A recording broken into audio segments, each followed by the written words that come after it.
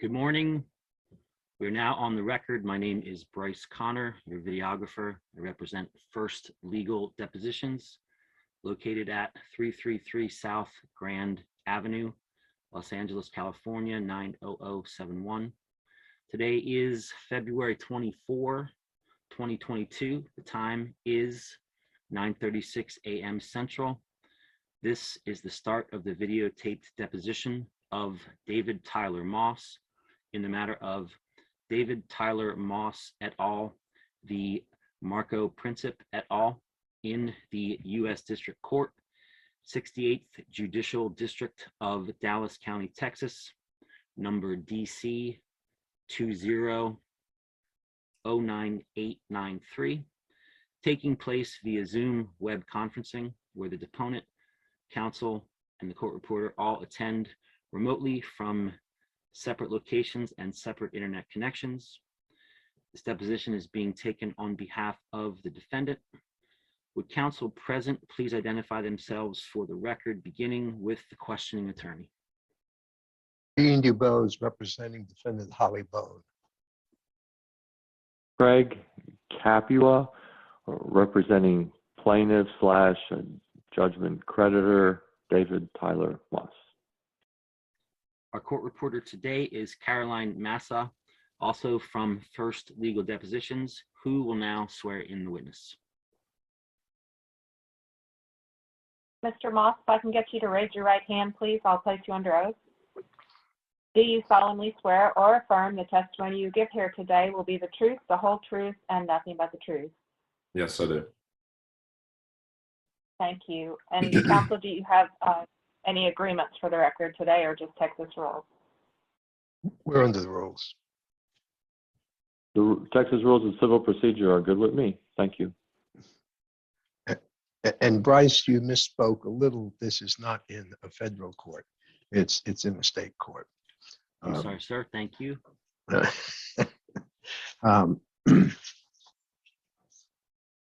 Mr. Moss, my name is Gene DuBose, and I'm representing defendant Holly Bone in this lawsuit. Would you state your name for the record, please? David Tyler Moss. Have you ever given a deposition before? Yes, a couple years ago in this case.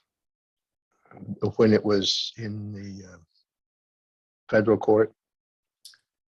I think so. I'm not 100% sure which one. That was a while back ago, actually. Okay. Well, the ground rules, the one important rule, which I think you're aware of, I've read some of your testimony before where you were pretty nervous. Are you nervous today? No. Okay, good. Is we don't simultaneously talk because Ms. Massa cannot take down the two of us talking at once. Yeah. The second thing is, if I ask a question that you don't understand, then I'll ask you to tell me that you don't understand so I can clarify my question. Are you okay with that? Yeah. Okay. Another thing is that you are in control of this deposition, in the sense that if you want a cup of coffee, if you want to go to the bathroom, if you want to talk to Mr. Capua, you can say, right, and we will take a break until you take care of whatever it is that you want to take care of. So,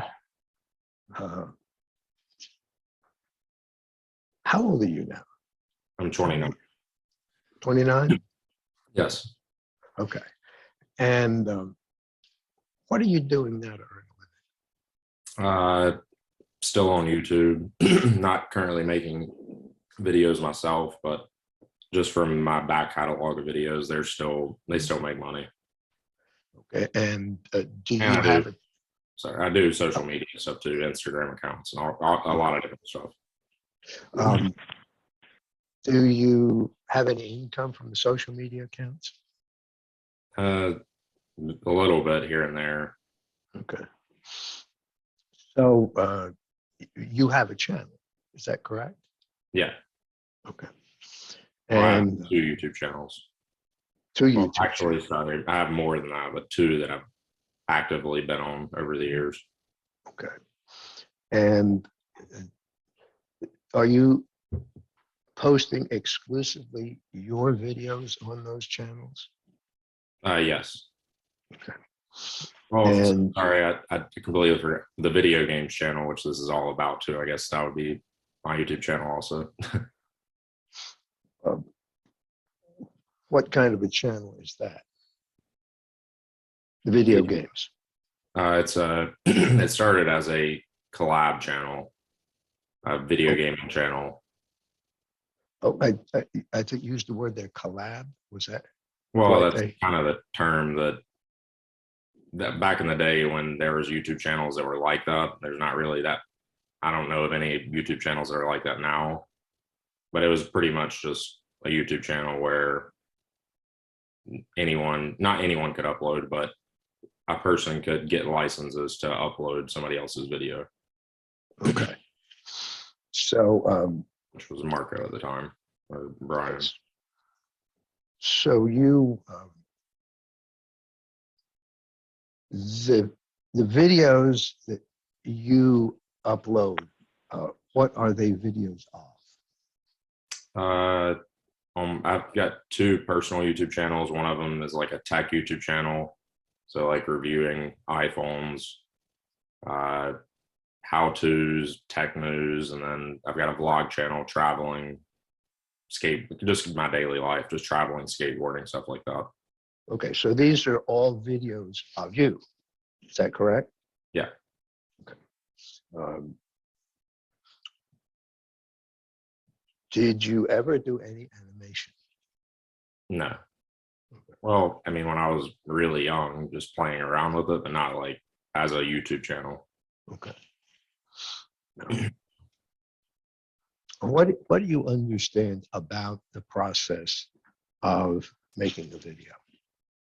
Excuse me, an animation video. I mean, I can't say that I could do it myself, but just from doing years of video work and knowing how, I mean, being a tech savvy person, I guess, like if I wanted to go make animations right now, I could teach myself how to do it. It's a lot of work, but it's not something I couldn't learn to do, I guess. Mm-hmm. When you say it's a lot of work, what do you mean by a lot of work? Just creating animations. You have to be good in graphic design, know how to edit, know how to put all the pieces together to make an animation.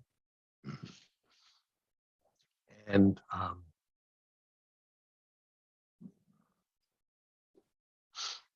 have you ever talked to somebody who does a lot of animation? Brian Martin, yes. Oh, and you think he does a lot of animation? Yeah, I've known him to do animations for a long time. So how is it that you know that he does animations? From years of dealing with him and talking to him, working with the video games channel in the beginning, like even back before video games ever started, I just knew him from being around on YouTube, being a video creator. Well, again, I want to understand how it is that you know he was a video creator. He was online posting his voice, his own videos. He's been in videos himself with his face, saying he's an animator and a video creator.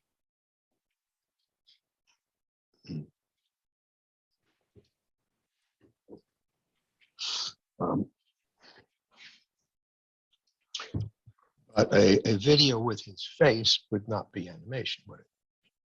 No, that wouldn't. When you ask about being a video creator, that's how I know he's a video creator, because I've seen his face, I know his voice, and I've seen him talk about doing the animations.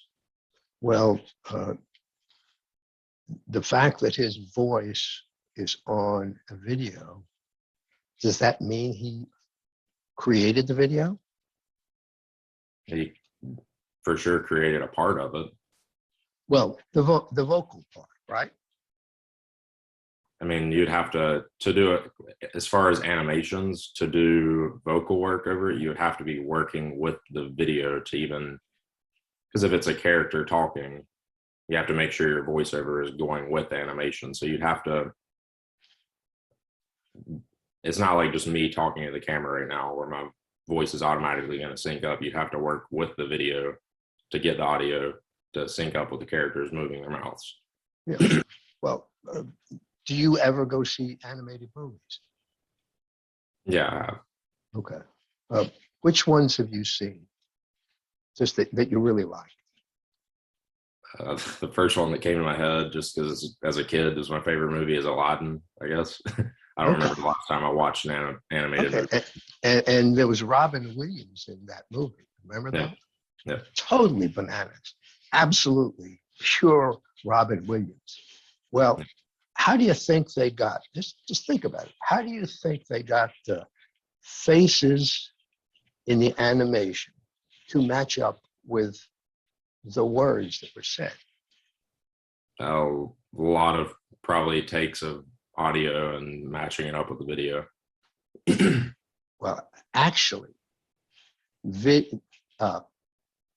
audio is done first, because it's the only way you can do that. You can't really do it again and again. You could do no, they're doing the audio several times, but yeah, they match the audio to the video. Yeah. If you have a character that's on the audio, on the screen where you can see the face, doesn't it make sense that you have to have that audio so that you can get the right shapes on the lips and everything like that, right? Yeah. Okay. Now, you remember that it was Robin Williams' voice in Aladdin, right? Sorry, just this. I didn't mean to like cut you off or. Oh, no, go ahead. That question, but I know from even doing animations, like I said, when I was a kid, just playing around, and I would assume it's way better now. But now you can even literally create an animation, and just with how far technology is now, like you don't even have to match it up sometimes with audio. Like you can just throw audio into an animation and it'll pretty much make it look like those characters are going along with the voice. Just as if you see like where they make President Trump look like he's saying something and he didn't say it, but yeah, I just want to make that point. Sorry, what was your previous question? Well, do you understand that sort of capacity that you've spoken of existed at the time that Aladdin was made?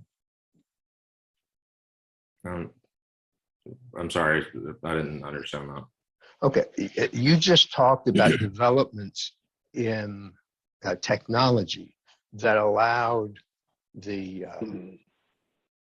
I gather the technology to mimic the face. Am I understanding that correctly?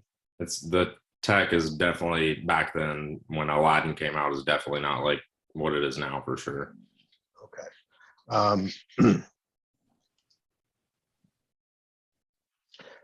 So, but you recognized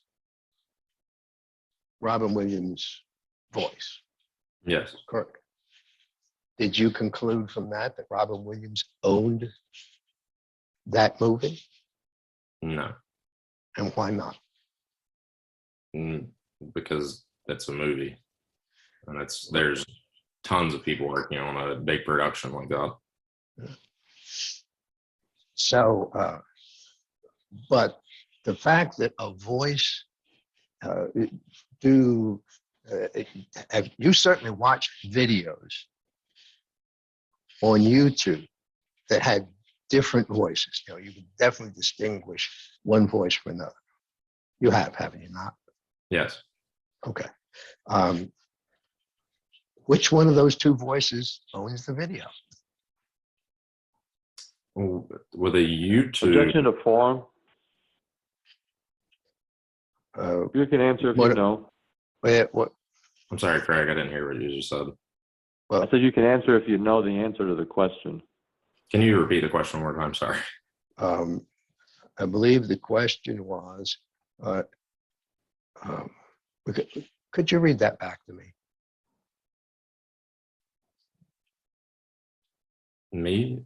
No, Carolyn. Sorry. Question, okay, which one of those two voices owns the video?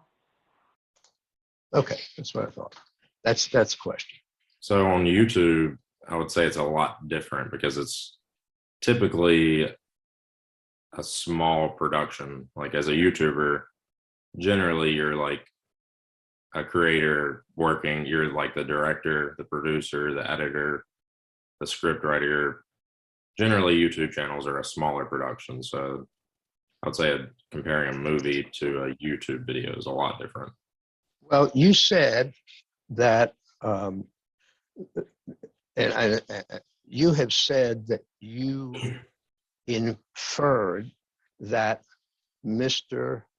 Martin owned these videos because his voice was in it.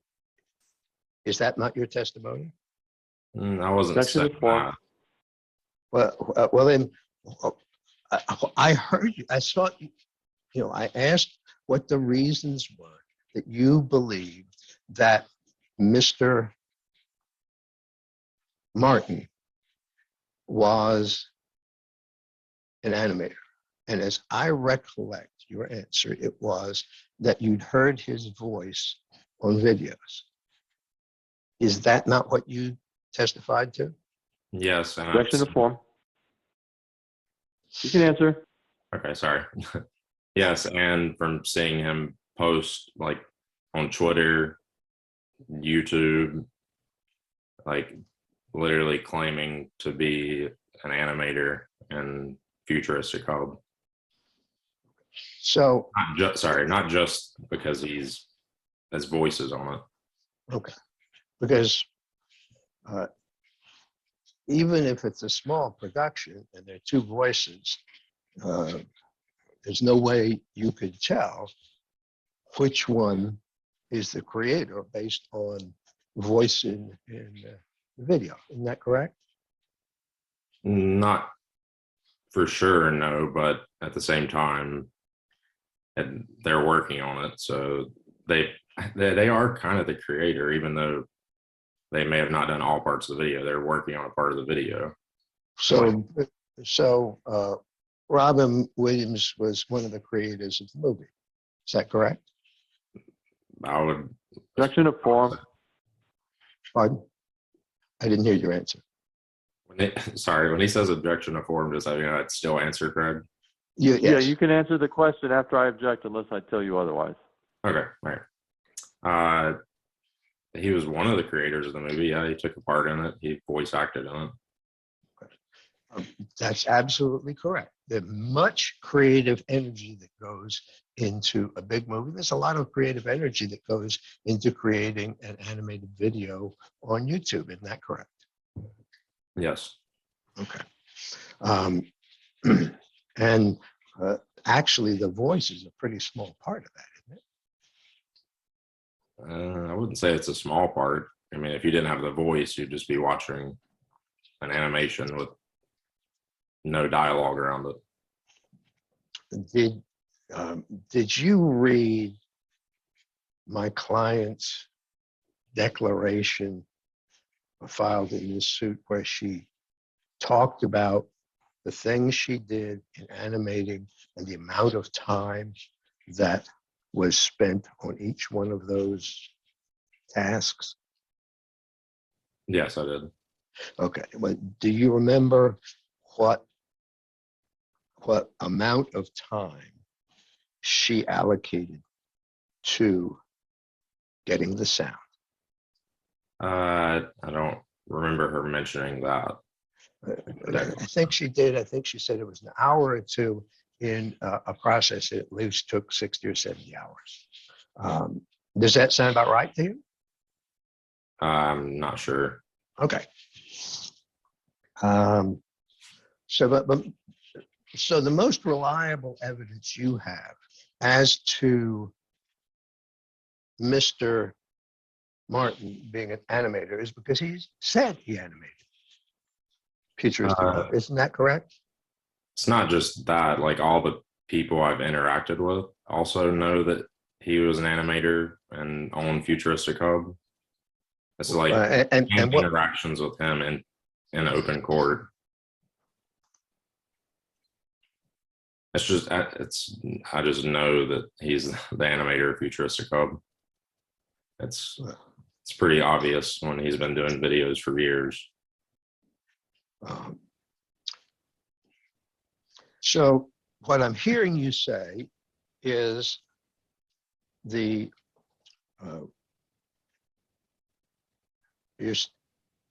the most important reason that you've heard, that you've concluded that Mr. Martin is the animator, are because he said he was the animator and because other people have told you that. Is that correct? Objection to form. Yes. And what other people have told you that?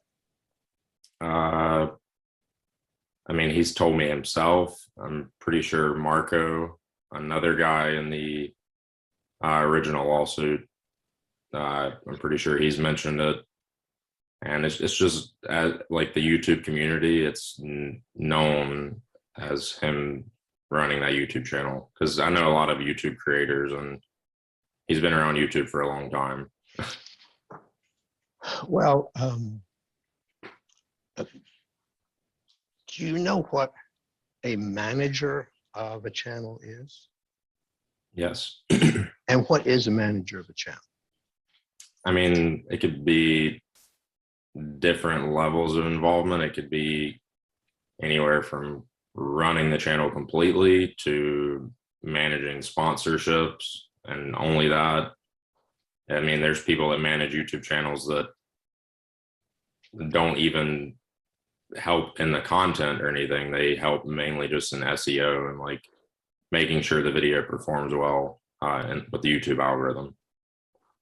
There's so many different types of YouTube manager. But isn't it and you'll have to correct me if I'm wrong, what I understand is that the manager is somebody who takes other people's creations and helps them to promote it, gives them guidance, as you say, on SEO and things. Is that sort of the way you understand the term manager in the YouTube world? Well, that's what I mean. Like it just depends on the situation. Because every YouTube channel is going to have a different relationship with their manager if they have one.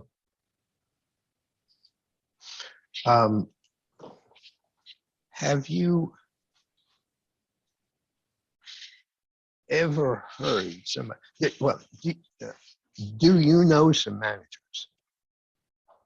I've known a lot of people that have managed YouTube channels. I mean, even Brandon Keating, who's my partner in this. I mean, I guess I would call him a manager at one point in time but he wasn't managing individual YouTube channels that I know of. It was more like how we've talked about this before, but MCNs, like you could consider an MCN a manager of a channel because they're managing all the ads that run on your YouTube channel. And the MCN is, and would you tell me what you mean by the term MCN?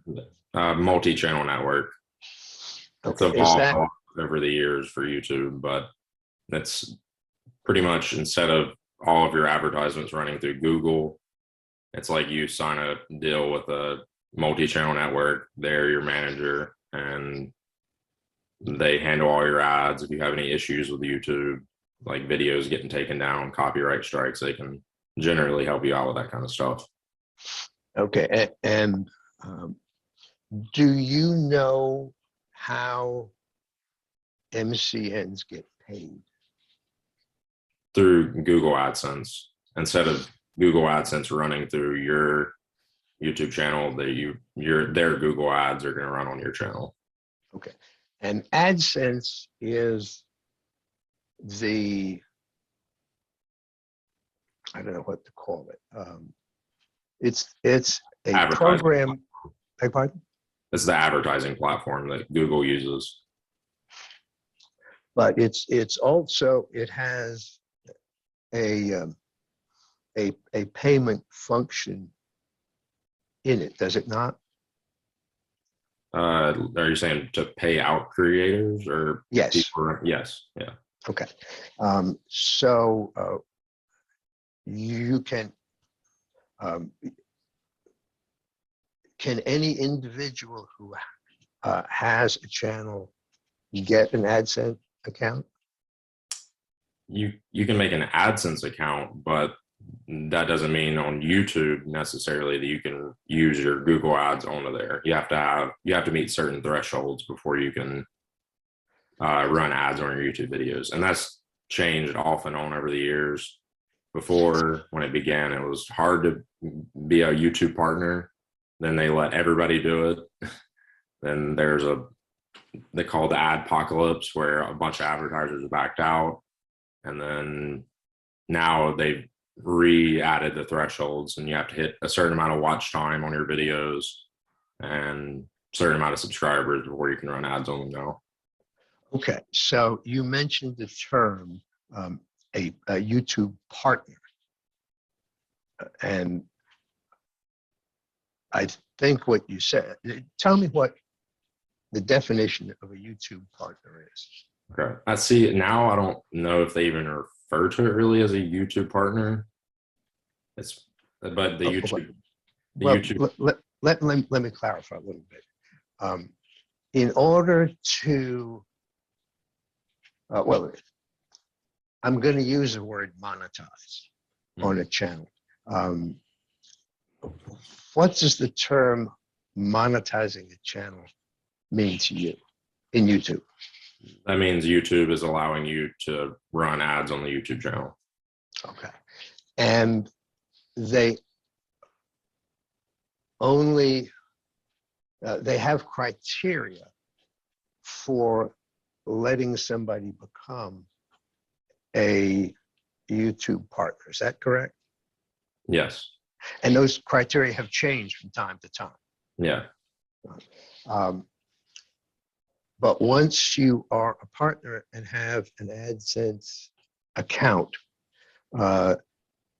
my understanding is that whatever, okay. How do you know how Google determines the amount of money that should be put into the AdSense account on a channel? Yes, they have it's called a publisher ID. It's like a unique code for your AdSense account. And when you connect your AdSense account and your YouTube channel, that's how Google tracks all those ads. And you can see by video, by minute, by hour, what each video and what your channel is making in revenue. And and then you know, the advertiser may be running many ads on many different channels. Isn't that right? Yes. So is it your understanding that Google has a method of figuring out how much of that ad revenue is attributable to a specific channel or a specific video? Yeah, through the publisher ID. That they're tracking, just like they do with any ads. They're tracking you. They know how many people have looked at the ad. They know it's connected to your AdSense account, and the ads are switching in and out all the time, and they try to make it related to the video, but it's not always related to the video. Okay, so then Google is able to precisely figure out how many people are watching the advertisement on a video, for example, on a channel. Is that correct? Is that your understanding? Yes, and you can go into your YouTube analytics, and it's very detailed, showing you how much you're making, and they give you a CPM and RPM, which is like the average. It's per 1,000 views that you get. It shows how much you're, and which, like I said, there's different ads switching in and out all the time, so that CPM and RPM is going to always be changing, but that's how much you're making per 1,000 views you get on a video. So it's CPM as in Mary. Yes. And what does that mean, CPM? It's cost per million, but as like Roman numerals, it's 1,000. Okay. So, and the RPM, what is that? That's the RPM. That's actually a little bit newer. It used to be only called CPM, but the RPM is like actually what you're making per 1,000 views. CPM now is more like, it's, how do I describe this? So it's like, say you get 1,000 views on a video, but every one of those views may not be running an ad, and your RPM is like actually the number you're making on videos that are running ads at that time. It's basically just like to give you an average to show you how much you make per 1,000 views. Okay. Now, my understanding is that whatever the amount of income is attributable to a video, Google takes a fairly sizable cut of that before sending out the revenue to the channel, through the channel to the owner of the video. Is that correct? Yes. Do you know how much, what percentage? I'm pretty sure it's 65, 35, or maybe it's 45, 55. And what I've heard was only from the fellow who was running, was the MCN for Holly's channel, and he said it was 45% would go to Google, and then the 55% was sent out I think to it's the 45. MCN. Sorry, Yeah. I think it is 45, 55. So, and when that money gets to the MCN, it's my understanding that the MCN will take a small portion of that for its services, and then send the rest on to whoever owns the video. Is that correct? Not necessarily, because I mean, I've known people that don't give any percentage of their channel that are signed to an MCN or have been. Oh, sometimes you're generally giving a percentage of your revenue away, but yeah. that's not always the case. Yeah, so I would consider that with the amounts of money on YouTube, it'd be unusual if somebody was assisting in making that money and not getting a piece of it. Well, there's other forms of making revenue other than just Google AdSense running on your channel. Like, for instance, like my dad, he's signed 100% deal with the networks where they I mean, if they're selling sponsorships and stuff like that, they can take a cut of that revenue. They don't have to, like a lot of MCNs over the years sometimes would give 100% deal to literally just have a big channel under their network. Oh, okay. If the big creators with them, then other creators are going to want to sign with them and may give a percentage away. Okay. So, but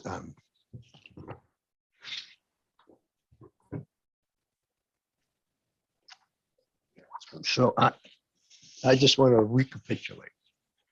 My understanding is that you rely on three things to conclude that Mr. Martin is the animator for the videos that were on Futuristic Hub.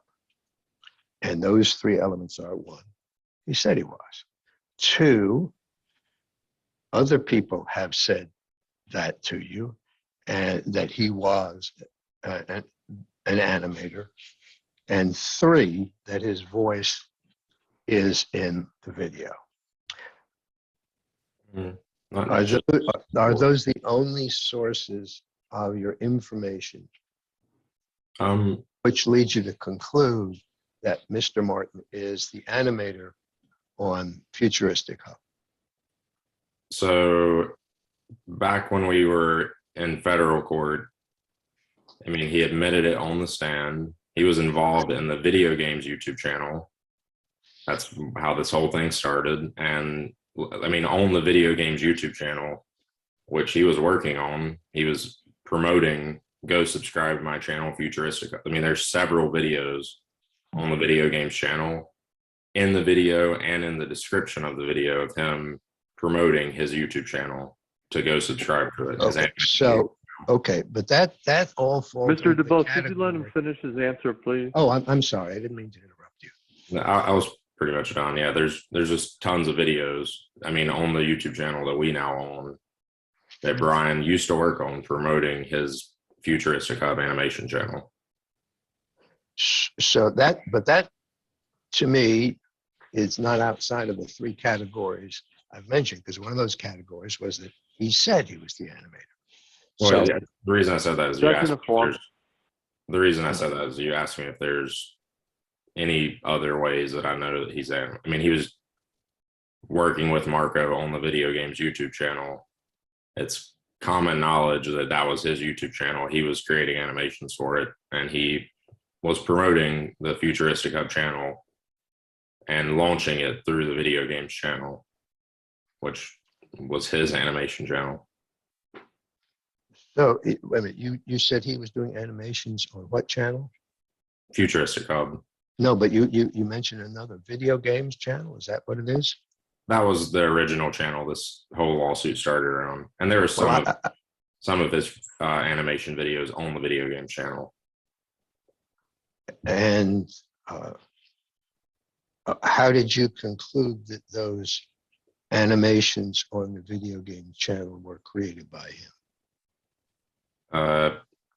I mean, him and Marco were working on the YouTube channel together. And I mean, But I dealt with Marco like for the video games channel. And then when Brian tried to kick us out of the company, me and my partner, Brandon, I mean, they were running the channel, and Brian Martin was creating videos promoting in the beginning, and in the beginning of the videos promoting the Futuristic Hub channel as his, and openly on Twitter, there was tons of videos of him talking about his animation channel and Futuristic Hub. so, but you, unless I misunderstood, that you said that he was creating animated videos for video games channel. Is that correct? I don't think they're in, I mean, I'm sure he may have done some that were just for the video games channel, but I'm pretty sure that some of the videos that went up on the video games channel, he had also posted on the Futuristic Hub channel. Well, that's, but just the fact that he posted them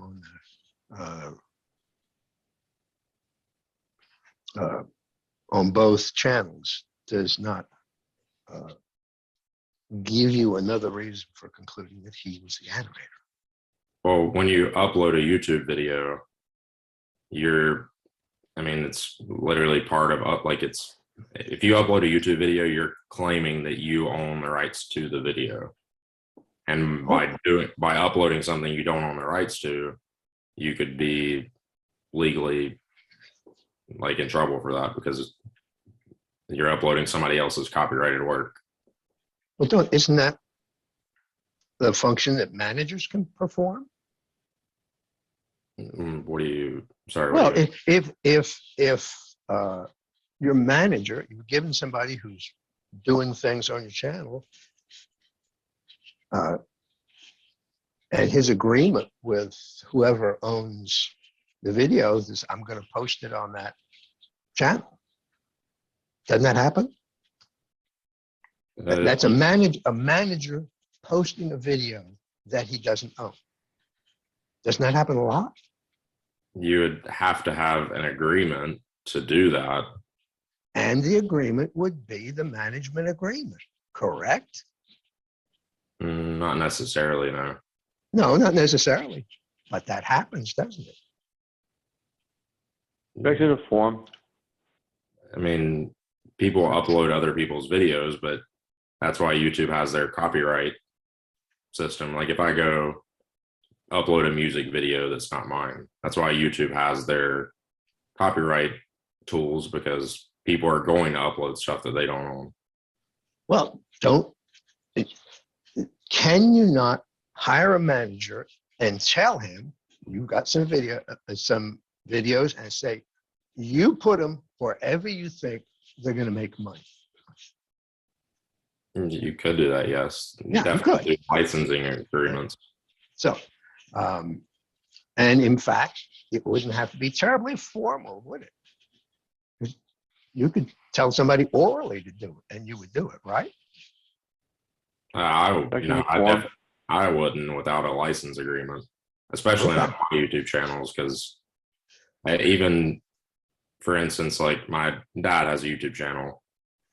He's done deals with putting his videos on other websites, and then even though they've like made a verbal agreement, then because those websites, it's called a Rumble, they also have a YouTube channel, and they went and claimed his videos even though they had a formal agreement saying that, yeah, you can post it on there. And then they immediately went and claimed his video on YouTube, even though they didn't own the rights to it.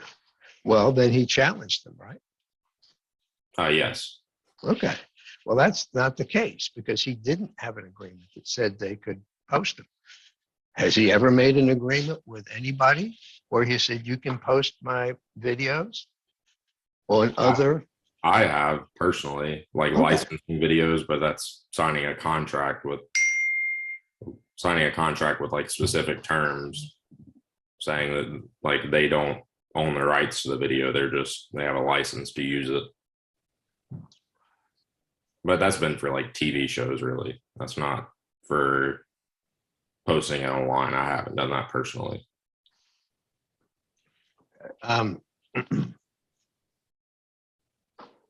Let's let me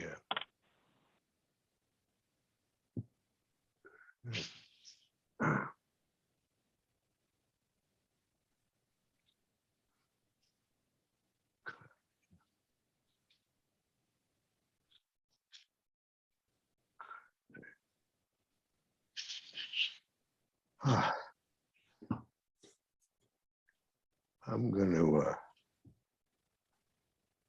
share the screen here.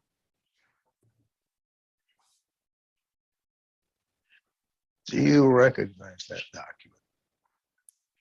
document? Not from just the first page. Well, you want to go through it? I mean, where would you like to go? Wait a minute, my thing says out of memory. I don't know. I'm scroll down a little bit. I can't, because the video's over here. I can't see how many pages there are. It has 69 pages. Okay. Well, apparently the memory situation has corrected itself. Isn't this the petition on which this lawsuit is based? No, just scrolling through it quickly, I can't. I mean, I recognize a lot of the stuff from the lawsuit, but But you don't know whether this is the petition in this lawsuit. I mean, it's definitely about the lawsuit. Okay. And it says Oh, petition for fraudulent transfer at the top. So yeah, I would assume that's what this is. Well, it says original petition for fraudulent transfer. Okay. So, do you understand that that's what this lawsuit is about? Yes, Okay. And I'm going to, that and many other things, but well, it just says fraudulent transfer, doesn't it? Whoop. And well, let's go in here a little bit and look at some of the particulars in this lawsuit. And I'm going to take you down to page 7. Can you read that? Do you want to read the whole page? No, I just want to know whether you can make out the words. oh on yes, the yes, I page. can read it. Okay. You see that Holly Martin, that's Holly Bone. Mhm. Do you understand who Holly Bone is? Yes, Brian Martin's current wife. Yes. Okay, and here it's called sometimes in your pleadings, you refer to it as Holly Martin. Is that correct? Yes, Okay. Do you understand that that's Holly Bone is the name she operates under in animating? not animating, I guess, but that's what I've known her as. Yeah. Anyway, so this says Holly Martin falsely stated in an email that she was the owner of the Futuristic Hub channel. Okay. And let me show you the exhibit to which that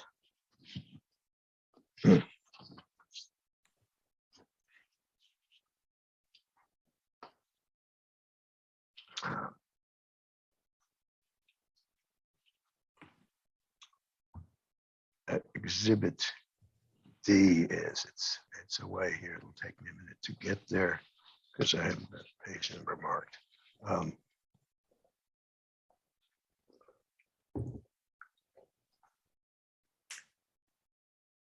Okay, there we go. Exhibit B, which is page 32 in this.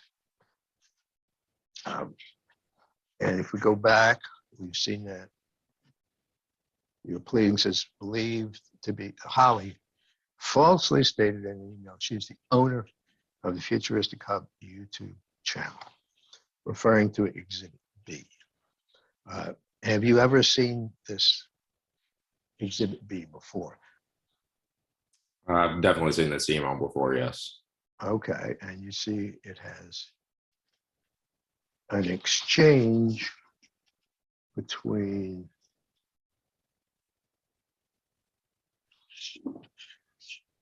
Holly Bone and Dan Wide. And who is Dan Wide? That's my lawyer. Okay. How do you know how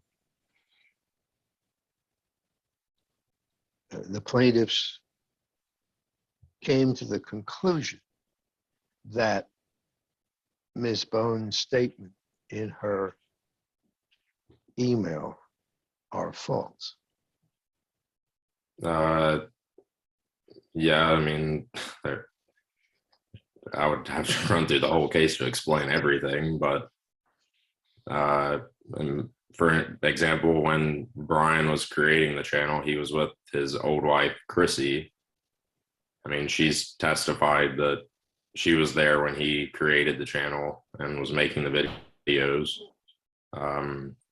Like I mentioned before, he was promoting the Futuristic Hub channel on the video games channel.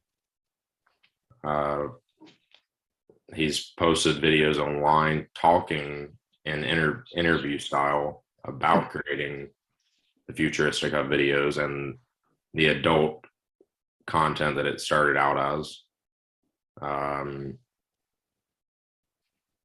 There's a number of reasons why Brian is the animator of Futuristic Hub videos.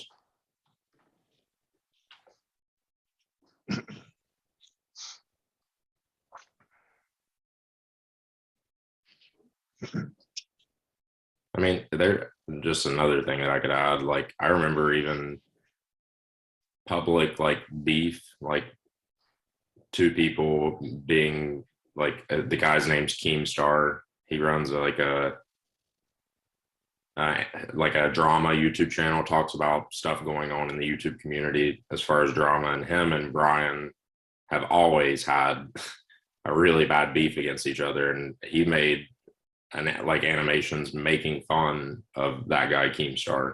I don't know his actual name, but that's what he goes by on YouTube. So it's known that Brian is an animator and is very good at it. I will give him that.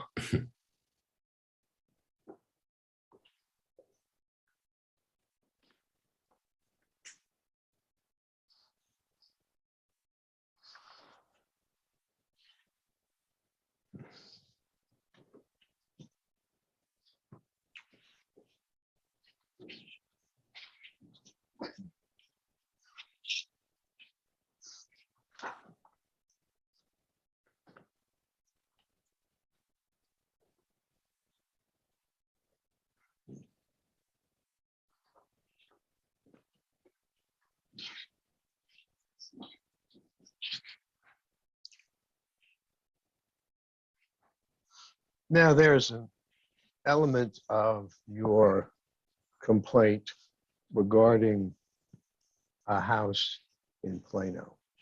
Mhm. Is that correct? Yes. And what is your claim there? We have a judgment against Brian Martin, and Brian and Chrissy, when he was with his old wife, had a Swiss bank account with, I think it was like, I don't know the exact number, but it was around like 300,000 to 400,000 in it. And I know Chrissy testified that she had no access to it, didn't even know about it for a while, or maybe not didn't know about it, but Brian wouldn't let her access it. And then after they divorced, that money got sent to Brian, I think, first, and then, or possibly just straight from Chrissy to Brian's mother. And then his mother bought his brand new wife, or not bought, but sent her several $100,000. And she, at like 20, 21 years old, bought a house in Texas with the money from the Swiss bank account that Brian was clearly trying to hide. How do you know all those facts? I mean, I know it from looking up just from lawyers doing subpoenas and showing where the money came from, like subpoenas to banks, like showing the transfers and testimony from Chrissy. I think that was in the first temporary injunction hearing. I mean, she explained that, and just from being involved in the case, that's how I know, and seeing documents showing that money was moved. And yeah. You have no personal knowledge of that, do you? I'm sorry? You have no personal knowledge of that, do you? Yeah, from seeing documents, like seeing bank statements of where money was moved. seeing the records of the house being purchased by Holly. Well, that's not personal knowledge. Personal knowledge is that you were somehow involved in these transactions and know what they are. So you don't have personal knowledge. I do know what they are, but I wasn't. Objection to the statement by Mr. DuBose as a sidebar. It's not a question. So the only knowledge you have about where that document, those funds came from, is by looking at documents. Isn't that correct? Looking at subpoenaed bank statements and also from hearing testimony from Brian's ex-wife about a bank account that she didn't have access to the money, and she didn't even want to deal with it. Like I'm sure she knew there was money in it. Like she said, I think it was around $300,000 to $400,000, but pretty sure she didn't want any involvement in it because he was pretty much, I don't know if you would call it money laundering, but he's hiding money away in a Swiss bank account. And then his wife that he just divorced is sending that money to his mom so she can give that money to her to buy a house. And there's records of her buying the house and them living there.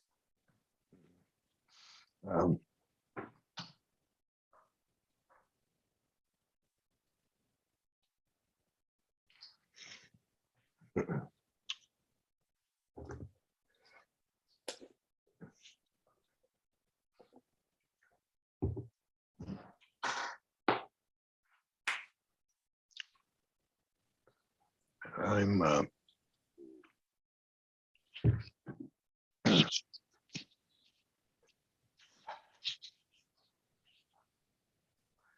now what are there any records that are kept anywhere in the YouTube system that indicate who creates documents? Creates documents? What do you mean? No, I mean, who creates videos that are posted? Generally the person who uploaded it, because by uploading a video, you're agreeing to YouTube's terms saying you own the content. So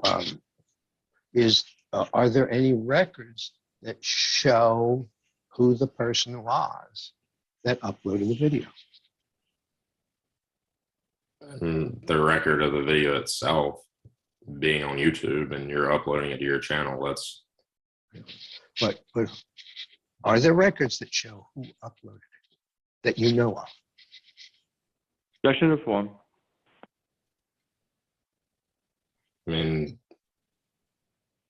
it's not like a document, I wouldn't say, but it says when you go on the video, it says who uploaded it, what YouTube channel it's on. Where do you see that? On the YouTube video page. Like right below the video. Tells you the date and time, or I don't know if it says time. It has a date, but it doesn't indicate who uploaded it, does it? Yeah, if it's on your YouTube channel, it would be uploaded by that creator. Like I couldn't just go to somebody's YouTube channel and upload a video on it.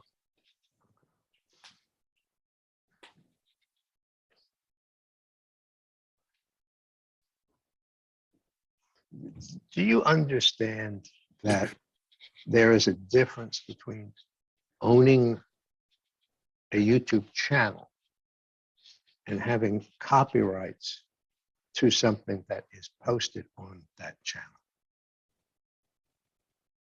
I'm sorry, say that one more time. Well, what governs the ownership of a YouTube channel? The creator. I'm talking. Are you familiar with YouTube's terms and conditions? Yes. And doesn't that govern who owns a channel? Yeah. If you create the channel, you're the owner of it. Of course, you could make a deal and work with other people and sign contracts and stuff about it, but in So, Google's eyes, you're the owner of it when you create it. and typically, the person who owns a smallish channel is going to be posting things that they've created. Isn't that correct? Yeah, for a smaller channel, for sure. But with bigger channels, that may not be true at all. Isn't that right? I mean, there's people with millions of subscribers, and it's literally just them sitting in front of their computer, just like I am, creating everything.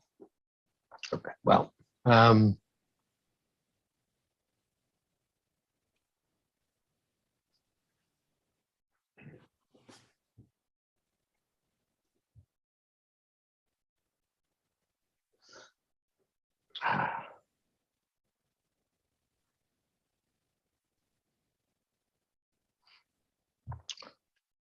but you do understand that do you understand that the ownership of a product that's posted is governed by copyright law?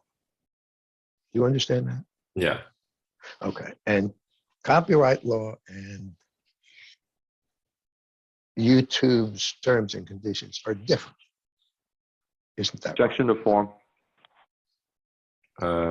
I mean, yeah, that's the YouTube's terms is about like what you can and can't do on your YouTube channel, but uploading a video is you're pretty much stating that you own the copyrights to that video by uploading it. And if somebody objects to it, they can have it taken down, right? Yes. And But okay. you can also file a response and fight it. Oh yeah. Okay. Okay.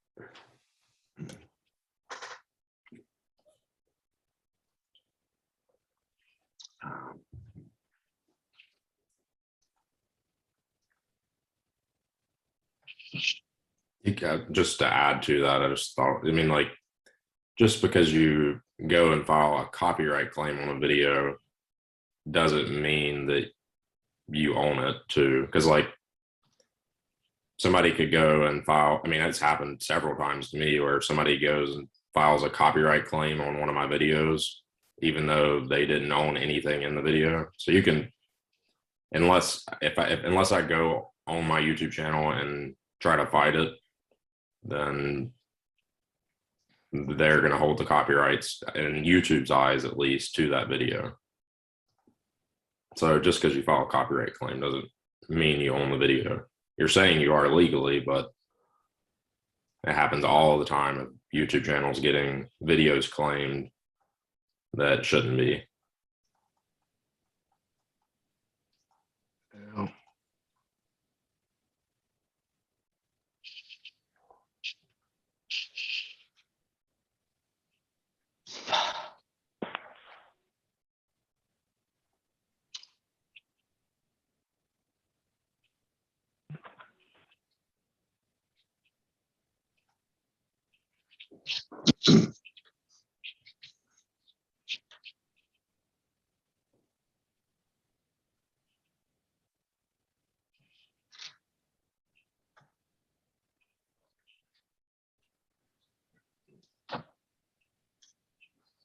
Now you saw that you were watching at the hearing we had on Tuesday, correct? Yes. And do you remember seeing the video where Mr.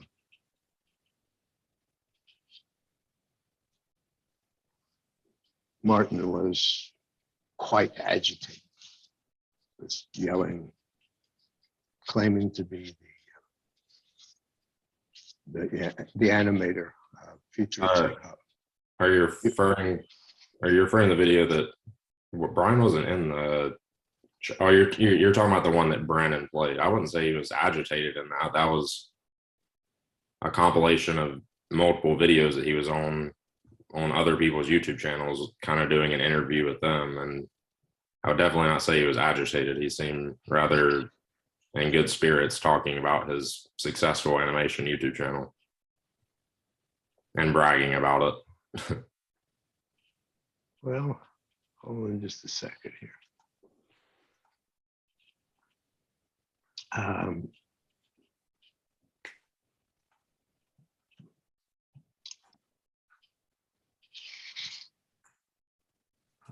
Should have got this one here. Okay, and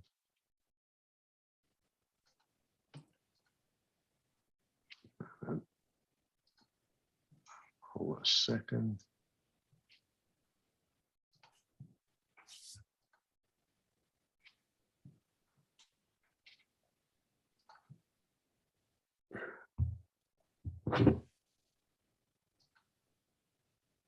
Oh, there we go.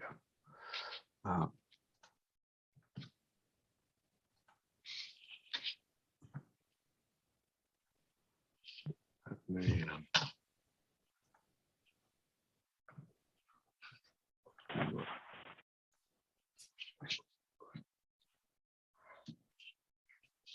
Let's see if this comes up right. What's going on, Sapaz? My favorite Can you hear little that? suppository. You want to know why I wanted to do Minecraft porn Can you or hear Minecraft that? sex? Yeah. A long time ago. Well, this is why I did it. And a lot of people are calling me a Minecraft porn animator or Minecraft sex director or something. And it's getting a little weird, okay? So if you guys are watching this, kind of dumb it down a little bit. I know it's a meme and all, but the reason why I did it was because, well, number one, I love Minecraft, okay? And number two, I love animating. So when I saw Minecraft animations, I'm thinking to myself, holy crap, you know, I want to animate something that no one would dare animate. And believe me, Minecraft isn't just for kids, it's also for adults. And because I'm the most offensive Minecraft animator on YouTube, I thought that that was just the perfect thing to do. So that's why I did it. I have no shame in it, you know, because seriously, it's age restricted. Not a lot of people are going to watch it anyway. Then again, it's got like millions of views. So naughty people like their porn. And that's about it. So thanks a lot. And yeah, don't forget Minecraft porn. So, can you think of any reason why he would post a video like that? Yeah, he was talking about his Futuristic Hub channel. He was literally making Minecraft pornography videos and uploading it to YouTube. And this was, so he was bragging about having posted pornography. Is that correct? Yeah, I mean, even just right there he was, but he was also doing it online. He was proud of doing those videos. Now you can't do those kind of videos on YouTube. They wouldn't be monetized or anything, but that's how the Futuristic Hub channel started, was he was posting Minecraft porn, pretty much. It was just, I'm not going to explain the details of what was in the videos, but it was Minecraft characters from the game doing sexual acts in the videos. And when were those videos posted? I don't know the exact time frame, but that was when the channel was created, probably around sometime in 2012. Okay.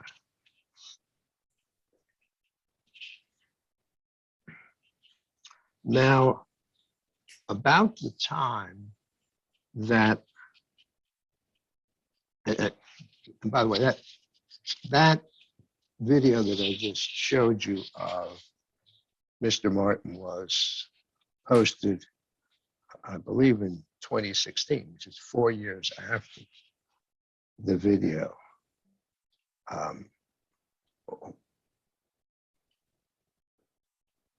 Can you think of any reason why he would come 4 years after the fact to talk about this? Section to form. I mean, he was talking about it before that too.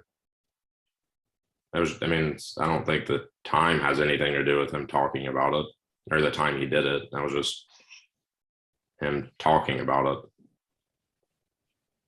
Well, wasn't there a time when there was a lot of criticism going on about the uh, Futuristic Hub channel? I mean, yeah, because of Brian's nature in the YouTube community, and I mean, he's been on YouTube for a long time and has had several YouTube channels banned, so he's already like pretty hated amongst the YouTube community. So yeah, he was definitely getting criticism. Okay, and I mean, even on the video games channel, when people found out that Brian Futuristic Hub was involved with that because of the lawsuit getting out in the YouTube community and all that, people were, I mean, there's tons of comments of people being like, oh, I didn't know Futuristic Hub was involved with this channel.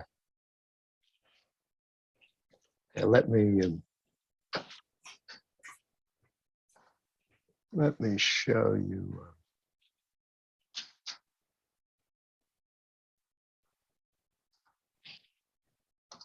This.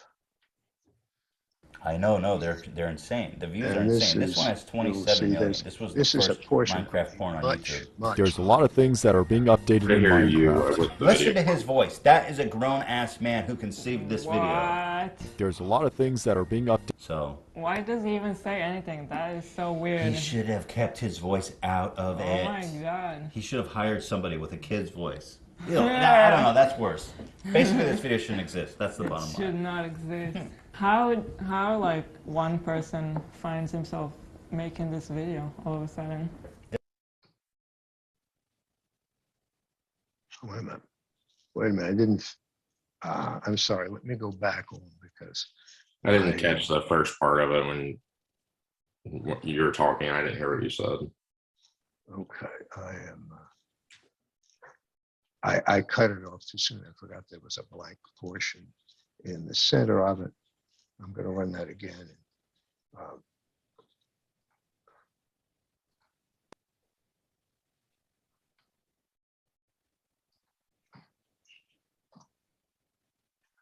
I know, no, they're insane. The views are insane. This one has 27 million. This was the first Minecraft porn on YouTube.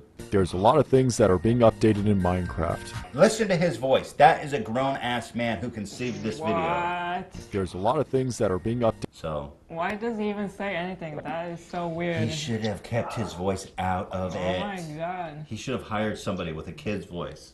Ew, I don't know, that's worse. Basically, this video shouldn't exist. That's the bottom Should line. not exist. How like one person finds himself making this video all of a sudden? This is beyond autistic. This is one of those things where someone walks in and you switch to porn because it's easier to explain. How could he sex with a creeper if it's a mob? I mean, the guy's got a point. Futuristic Hub, we're looking at you for an answer on this one.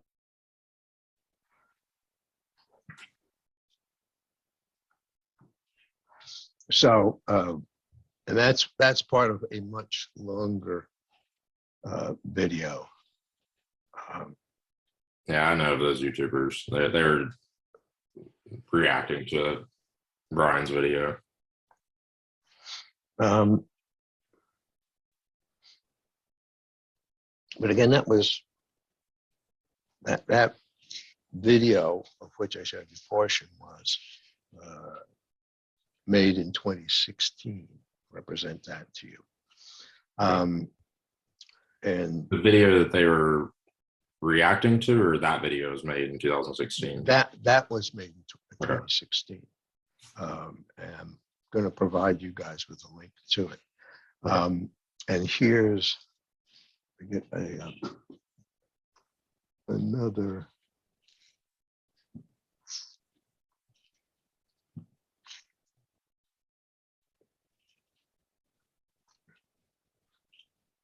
Another link.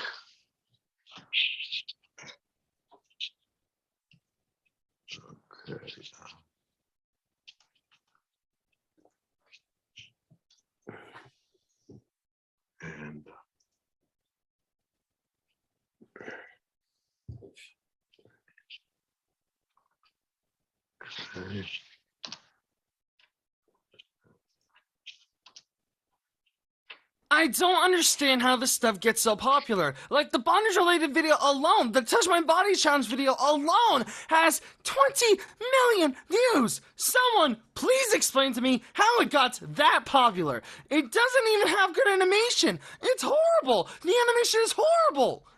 I feel honestly sorry for the innocent child who thought he or she was watching a simple Minecraft video, but it takes a complete 180 on us.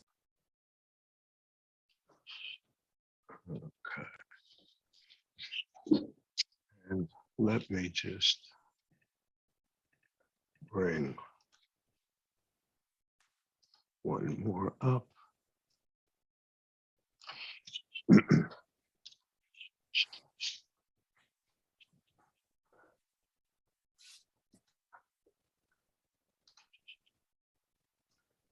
And you did see that little corner down there where it's pretty clear that they were talking about futuristic hub, correct? Yeah. Okay. And one more.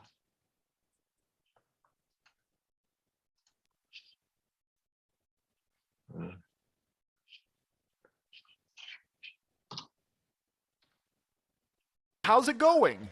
It's going great. I can't complain. So the main character from Dragon Nutsack Z comes in, and at this point I start to realize that this whole thing just seems like an 8-year-old's imagination when they're playing with their action figures. You know, you got all these characters you look up to and masturbate to, just like hanging around talking with each other and fighting with each other and all this shit. So this content should be for children, but at the same time this guy posts Minecraft titties. You can't have your cake and eat it too. Either it's for kids or it's some weird adult fetish thing, because that's not what this is. This seems like something a kid would watch, but the Minecraft titties, definitely a fetish.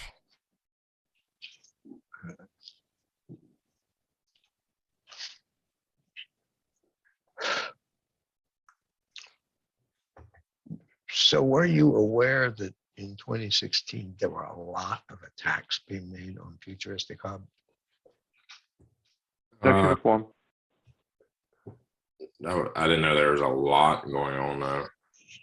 Well, I'll provide your attorney with a few more links. So these are just shorter pieces. I do know, like, of the ones like I mentioned before, Keemstar. I know him and Brian had a lot of drama back and forth online. That was like the main drama around the YouTube channel that I was aware of.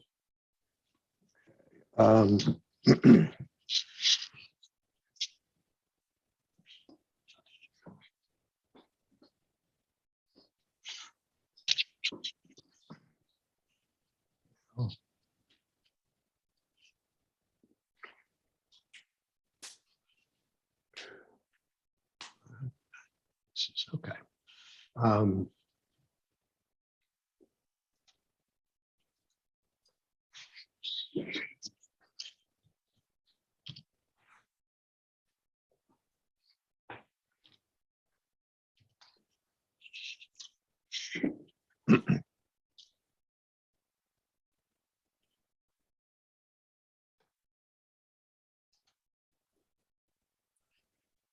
Okay.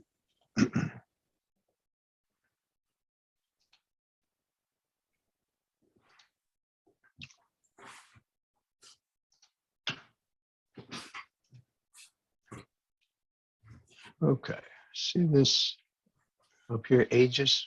Are you familiar with that institution?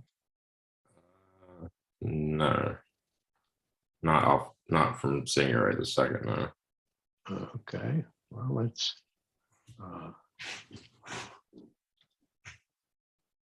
It sounds familiar, but I'm not sure. I might be thinking of something else. Okay, all right. Okay.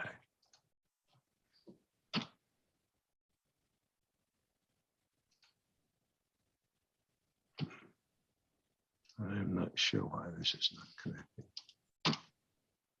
Oh, there we go. Okay, this is Aegis. And this is, remember we were at the hearing that Mr. Keating was talking about records that are stored for the videos that are filed that will show who it came from. Do you remember that? Yeah. Okay. So He was talking about content ID. and okay, but let's just go here. This is for Holly Bone. See up there in the corner? No, I can't see that because the videos are blocking it. But yeah, now I see it. Okay. So I'm going to go down this area called video management, and you will see Holly Bone, huge numbers of videos. Down here in the lower right-hand corner, you see there are 81 pages of videos. See that down there?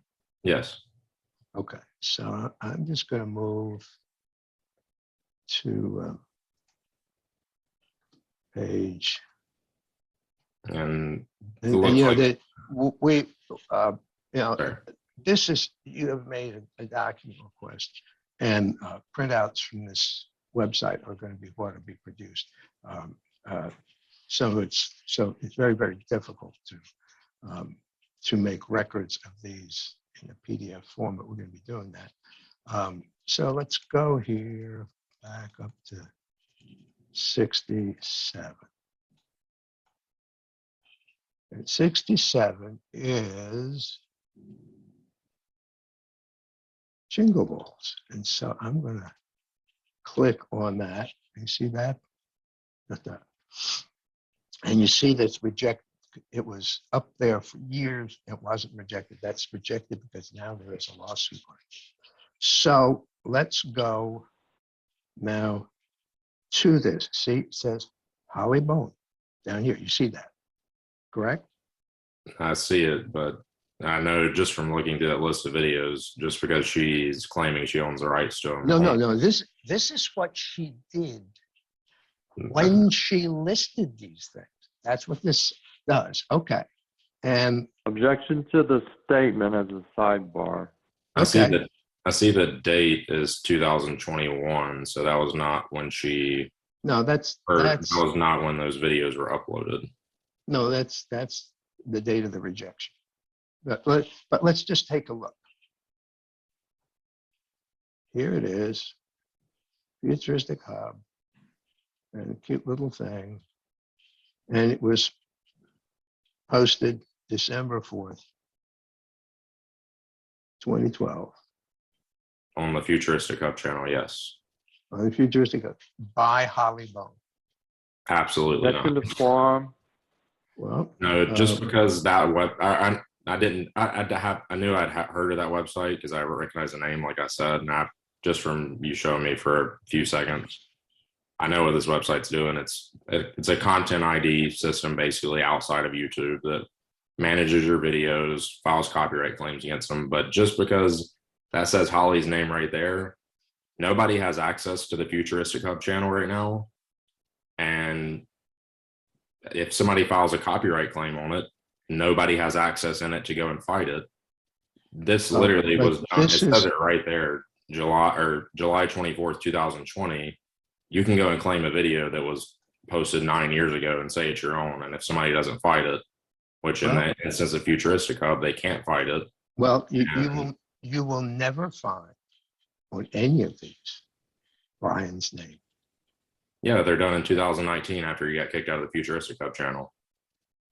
No, these are just the dates of the rejection.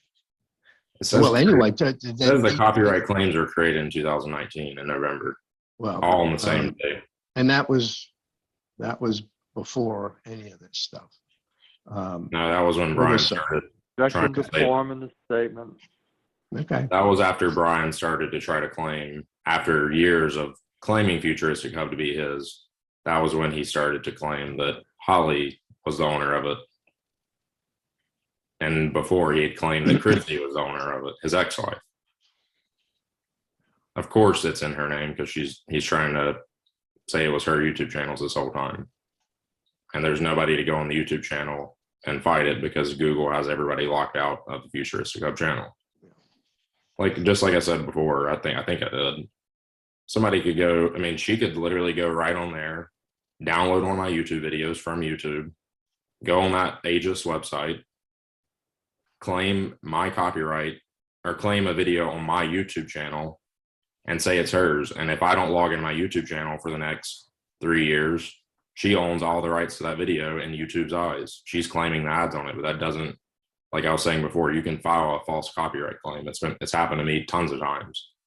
And if I don't go and fight it or shut it down, then YouTube's stance is pretty much, we're giving you copyright tools, but whatever you decide to do with those copyright tools between you and the creator of the content, we're not legally involved. If you file a false copyright claim, you're going to be liable for it, and you agree to that. Okay. Well, let's take a break here. How long do you want? Oh, let's say 10 minutes. Okay, yeah, I need to use the restroom. Okay. Sounds good. We're going off the record at 11:02 a.m., concluding file 1 in the deposition of David Tyler Moss. We are back on the record at 11:14 a.m., beginning file 2 in the deposition of David Tyler Moss. Pass the witness.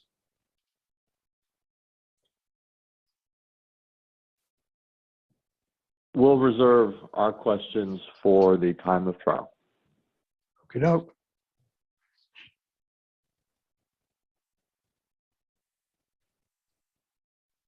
Okay, I guess we're finished. We're done.